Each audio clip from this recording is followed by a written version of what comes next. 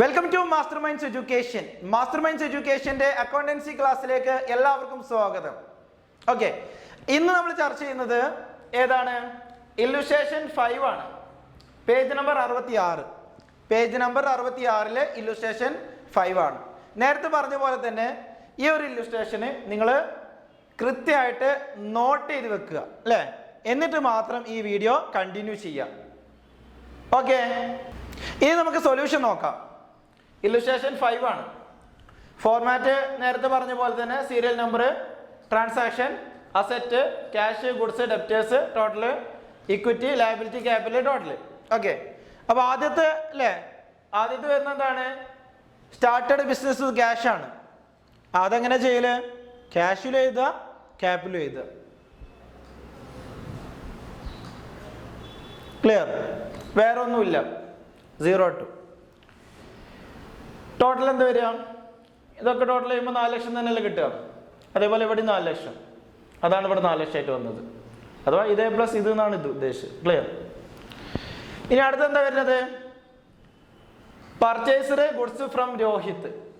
Purchaser goods from Rohit. അവിടെ question full ഇല്ല. അപ്പോൾ നമുക്ക് എന്ത് ക്വസ്റ്റ്യൻ നോക്കണം. പേജ് നമ്പർ എത്ര പറഞ്ഞാൽ 66 അല്ലേ പറഞ്ഞത്? ഓക്കെ, അപ്പോൾ എന്താ ക്വസ്റ്റ്യനിൽ പറഞ്ഞത് എന്താണ്? അത്രയേ ഉള്ളൂ അല്ലേ. പർച്ചേസ് ഗുഡ്സ് ഫ്രം രോഹിത് 60,000 റുപ്യൻ്റെ സാധനം വാങ്ങി. അപ്പോൾ അത് കടത്തിനാണോ ക്യാഷിനാണോ?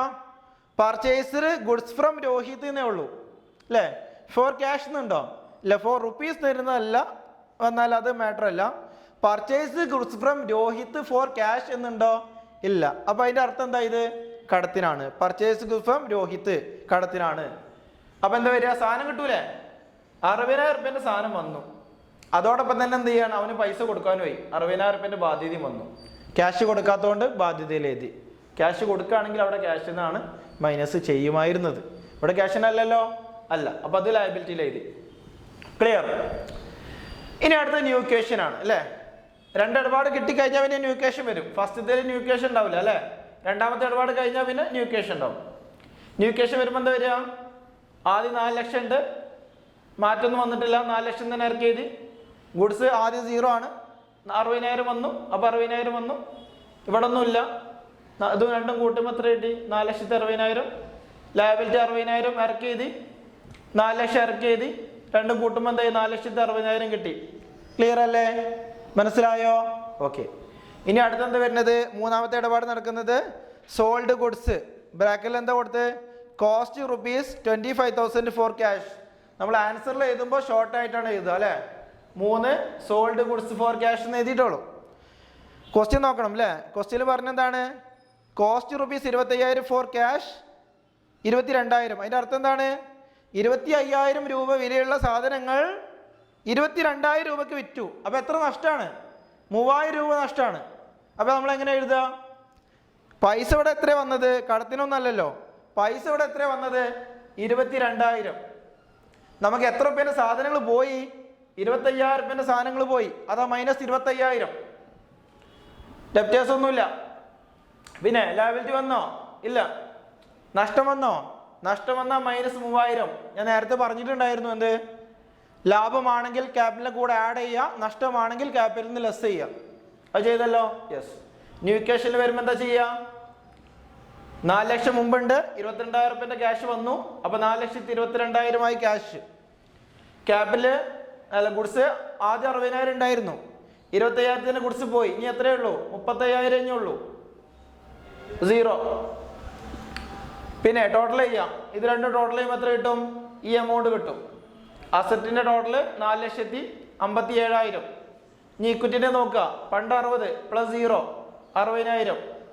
4 ലക്ഷം മൈനസ് 3 3,97,000. 3,97,000 50 കൂട്ടിക്കഴിഞ്ഞാൽ 4,57,000. ക്ലിയർ അല്ലേ? ഇനി അടുത്തത് എന്താ പറഞ്ഞുള്ളത്? നാലാമത്തെ ഐറ്റാണ് അല്ലേ. പർച്ചേസ് ഗുഡ്സ് ഫോർ ക്യാഷ് എന്ന് പറയുമ്പോൾ എന്താണ്?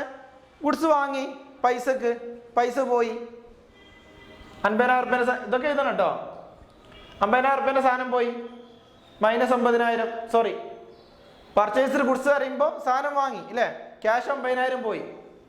ഇവിടെ 50,000 എടുത്ത് എഴുതി. പിന്നെന്താ ഉള്ളത്? ഗുഡ്സ് ഗുഡ്സ് എത്ര വന്നു? 50,000 റുപ്യൻ്റെ ഗുഡ്സ് വന്നു. 50,000 റുപ്യ പൈസ പോയി, പക്ഷെ അതിന് പകരമായിട്ട് എന്ത് ചെയ്തു?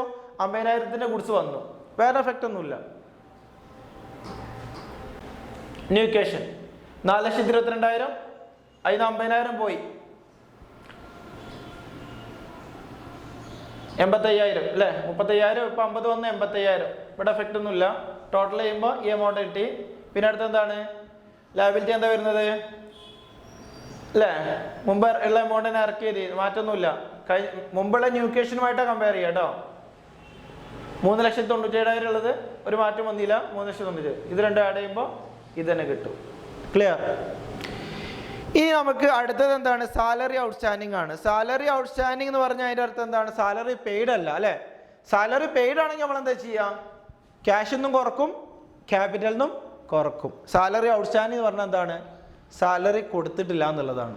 സാലറി പെൻഡിങ് ആണ്, കൊടുക്കാനുണ്ട് പക്ഷെ കൊടുത്തിട്ടില്ല, അതൊരു ബാധ്യതയായി കിടക്കുകയാണ് സാലറി ഔട്ട്സ്റ്റാൻഡിംഗ്. അപ്പോൾ നമ്മൾ ഇത് ക്യാഷ് കൊടുക്കാത്തതുകൊണ്ട് ക്യാഷിൽ എഴുതാൻ പറ്റുമോ? ഇല്ല. സാലറി ഔട്ട്സ്റ്റാൻഡിംഗ് എന്ന് പറഞ്ഞാൽ പ്രൈമറിലി എന്താണത്? ലയബിലിറ്റിയാണ്. അപ്പോൾ നമ്മൾ എന്ത് ചെയ്യണം? ലയബിലിറ്റിയിൽ എഴുതണം. ലയബിലിറ്റി എവിടെയാണ്? സാലറി ഔട്ട്സ്റ്റാൻഡിങ് ലയബിലിറ്റിയിൽ 3,000 എഴുതണം, എന്നാൽ ക്യാപിറ്റലിൽ നിന്ന് കുറച്ച് എഴുതണം. ക്ലിയർ? സാലറി ഔട്ട്സ്റ്റാൻഡിങ് ആണെങ്കിൽ ലയബിലിറ്റിയിൽ എഴുതണം, ക്യാപിറ്റലിൽ നിന്ന് കുറച്ചും കാണിക്കണം. ക്ലിയർ? ക്യാഷ് കൊടുത്തിട്ടുണ്ടായിരുന്നെങ്കിൽ എന്തായിരുന്നു വരിക? ക്യാഷിൽ നിന്നും കുറക്കും, ക്യാപിറ്റലിൽ നിന്നും കുറക്കും. ഇത് ലയബിലിറ്റി ആയതുകൊണ്ട് എന്ത് ചെയ്യുക? ക്യാഷ് കൊടുത്തിട്ടില്ല, അതുകൊണ്ട് എന്ത് ചെയ്യുക? ലയബിലിറ്റിയിൽ അല്ലേ? അവിടെ ക്യാഷിൽ എഴുതുന്നതിന് പകരം എന്ത് ചെയ്യണം? ഇവിടെ ലയബിലിറ്റിയിൽ വരും, ക്യാപിറ്റലിലും വരും. ക്ലിയർ അല്ലേ? ക്യാഷ് കൊടുത്തിട്ടുണ്ടെങ്കിൽ സാലറി പെയ്ഡ് ആണെങ്കിൽ എന്താ വരിക? ക്യാഷിൽ -3,000 വരും, ക്യാപിറ്റലിൽ -3,000 വരും. ഇവിടെ കൊടുക്കാത്തത് കൊണ്ട് സാലറി കൊടുത്തിട്ടില്ലല്ലോ, പെയ്ഡ് അല്ലല്ലോ അല്ലേ? ലയബിലിറ്റി അല്ലേ? അതോ ഔട്ട്സ്റ്റാൻഡിങ് അല്ലേ? അപ്പം എന്താ വരിക? ലയബിലിറ്റിയിൽ 3,000 വരും, ക്യാപിറ്റലിൽ 3,000. ഇവിടെ പ്ലസ് ആണ്, ഇവിടെ മൈനസ് ആണ്. ക്ലിയർ? ഇനി ബാലൻസ് ചെയ്യുക. ന്യൂ ക്യാഷ് വരുമ്പോൾ 3,72 മാറ്റൊന്നുമില്ല, 85 മാറ്റൊന്നുമില്ല. ടോട്ടൽ ചെയ്തു, 60 3 പോയി, 3 വരുമ്പോൾ 63, മൊത്തം ബാധ്യത 63 ആയി. 397 എന്ത് ചെയ്തു? 3 പോയി കഴിഞ്ഞാൽ 394 ആയി. രണ്ടും ആഡ് ചെയ്താൽ ഈ എമൗണ്ട് കിട്ടും. ഇനി അടുത്ത എന്താ വരുന്നത്? അടുത്ത ഐറ്റം എന്താ വരുന്നത്? Paid cash to Rohit on account. നേരത്തെ പോലെ മോണിക്ക ഇൻ ഫുൾ സെറ്റിൽമെന്റ് അല്ല. ഇവിടെ എന്താ പറഞ്ഞത്? പെയ്ഡ് ക്യാഷ് ടു രോഹിത് എന്ന് പറഞ്ഞാൽ രോഹിത്തിന് പൈസ കൊടുത്തു. ഓൺ അക്കൗണ്ട് പറഞ്ഞാൽ എന്താ? ഓനക്ക് കൊടുക്കാളേക്ക് കൊടുത്തു. സെറ്റിൽ ചെയ്ത് പറഞ്ഞിട്ടുണ്ടോ? ഇല്ല. അപ്പോൾ ഓനക്ക് കൊടുക്കാളേക്ക് 35 കൊടുത്തു, പൈസ പോവാണ്. അത് അടുത്തതാണല്ലേ അത്? ഓക്കെ. അപ്പോൾ അതിന് മുമ്പ് വേറെ ഐറ്റം ഉണ്ട് അല്ലേ? റെന്റ് റെസീവ്ഡ് ഉണ്ട്. ഓക്കെ. റെന്റ് റെസീവ്ഡ് ആണെങ്കിൽ എന്താണ്? പൈസ കിട്ടുകയാണ്. ക്യാഷിൽ 6,000 ഉണ്ട്, ക്യാപിറ്റലിന് 6,000 വരും. ബാലൻസ് ചെയ്ത് പോയി. ഇത് ബാലൻസ് ചെയ്യാം കേട്ടോ. ഇതിന് ഇത് കൂടുമ്പോൾ 378 വരും അല്ലേ? 372 6 378 85 ഇറക്കി എഴുതി. ടോട്ടൽ ചെയ്തു 463 63 ഇറക്കി എഴുതി. 349 അല്ലേ? 394 എന്ത് ചെയ്തു? 6 കൂട്ടി, അപ്പോൾ 4 കിട്ടി. 4 63 കൂട്ടുമ്പോൾ 463 കിട്ടും. ഇനി അടുത്ത് എന്താണ്? Paid cash to Rohit on account അല്ലേ? രോഹിത്തിന് കൊടുക്കാനുള്ളേക്ക് 35 കൊടുത്തു, പൈസ 35,000 പോയി. പൈസ 35,000 പോയി, വേറെ എഫക്റ്റ് ഒന്നുമില്ല അവിടെ. പിന്നെന്താ വരുന്നത്? ലയബിലിറ്റി 35,000 കുറഞ്ഞു അല്ലേ? കൊടുക്കാനുള്ളേക്ക് കൊടുത്തു കഴിഞ്ഞാൽ ലയബിലിറ്റി കുറയും, 35 കുറച്ചു. ന്യൂ ക്യാഷ് വരുമ്പോൾ എന്താണ്? 3,78,000 എന്ത് ചെയ്തു? 35 കുറച്ചു അല്ലേ? അപ്പം എന്താ വരിക? 340 സംതിങ് വന്നു. ഇനി അടുത്തെന്താണ്? ഇവിടെ എത്രയാണ്? 85 അല്ലേ? 85 ഇറക്കി എഴുതി, മാറ്റമൊന്നുമില്ല. ടോട്ടൽ ചെയ്തു. അതേപോലെ 63 35 പോയി, ബാധ്യത കുറഞ്ഞു, 28 കുറഞ്ഞു അല്ലേ? അത് ഇറക്കി എഴുതി, 428. ക്ലിയർ അല്ലേ? ഡൗട്ട് ഉണ്ടോ? ഇല്ല. ഇനി അടുത്തെന്താ? Goods sold to Bharati. ഭാരതിക്ക് ഗുഡ്സ് വിറ്റു. കടത്തിനാണ് ആണോ? യെസ്, കടത്തിനാണ്. Cost rupees 30,000. 30,000 റുപ്യേൻ്റെ സാധനം എത്ര റുപ്യക്കാണ് വിറ്റത്? 40,000 റുപ്യക്ക്. 30,000 റുപ്യേൻ്റെ സാധനം 40,000 റുപ്യക്ക് വിറ്റു. ഇവിടെ കടത്തിനായതുകൊണ്ട് ഇവിടെ വരുമോ? ക്യാഷിൽ വരൂല. 30,000 റുപ്യേൻ്റെ സാധനം പോയതുകൊണ്ട് ഗുഡ്സിൽ 30,000. 40,000 റുപ്യ കിട്ടാണ്ടാവും അല്ലേ? കടത്തിന് വിറ്റ് കഴിഞ്ഞാൽ ഓല് ഇങ്ങോട്ട് പിന്നീട് തരും. അപ്പോൾ 40,000 റുപ്യേൻ്റെ ഡെപ്റ്റേഴ്സ് വന്നു. ക്യാഷിന് കൊടുത്തിട്ടാണെങ്കിൽ ക്യാഷിലും വരും, ഗുഡ്സിലാണ് വരിക. ഇത് ക്യാഷിന് അല്ലാത്തതുകൊണ്ട് ഗുഡ്സിൽ ഓൾറെഡി വരും. പിന്നെ എന്താ വരിക? ക്യാഷിന് പകരം ഡെപ്റ്റേഴ്സിലാണ് ഇത്, കാരണം പൈസ കിട്ടിയിട്ടില്ല. പൈസ കിട്ടും, അതുകൊണ്ട് ഡെപ്റ്റേഴ്സിൽ എഴുതി. പിന്നെ ലാബിലിറ്റി ഒന്നുമില്ല, ലാബിലിറ്റിയിൽ മാറ്റമൊന്നും വന്നിട്ടില്ല. പിന്നെ എന്തുണ്ട്, ലാഭമല്ലേ, 30,000 റുപ്യൻ്റെ സാധനം 40,000 റുപ്യക്ക് വിൽക്കാറുമ്പോൾ ലാഭമാണ്, 10,000 രൂപ ലാഭം, വേറെ എഫക്റ്റ് ഒന്നുമില്ല.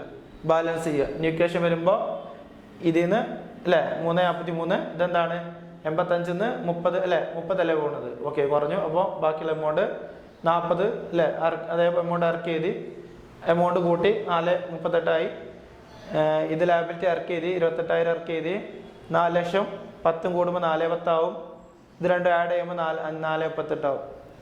ക്ലിയർ അല്ലേ? ഇത്രയേ ഉള്ളൂ അക്കൗണ്ട് ഇക്വേഷൻ്റെ പ്രോബ്ലം. വളരെ എളുപ്പമാണ്, മനസ്സിലാക്കാനും എളുപ്പം തന്നെയാണ്. എന്തെങ്കിലും ഡൗട്ട് ഉണ്ടെങ്കിൽ ഈ 2 ചോദ്യവും കൃത്യമായിട്ട് എഴുതി പഠിക്കുക, ഓക്കെ, സ്വന്തമായിട്ട് ചെയ്ത് നോക്കി പഠിക്കുക, ക്ലിയർ ആവും. എന്നിട്ടും എന്തെങ്കിലും ഡൗട്ട് ഉണ്ടെങ്കിൽ നിങ്ങൾക്ക് വാട്സപ്പ് നമ്പറിൽ കോൺടാക്ട് ചെയ്താൽ മതി, ക്ലിയർ ആയി ചെയ്യാം. വിളിക്കുക അല്ലെങ്കിൽ വാട്സപ്പിൽ മെസ്സേജ് അയക്കുക, എങ്ങനെ ആയാലും നിങ്ങൾക്ക് ഡൗട്ട് ക്ലിയർ ചെയ്തു തരാം. Okay, thank you.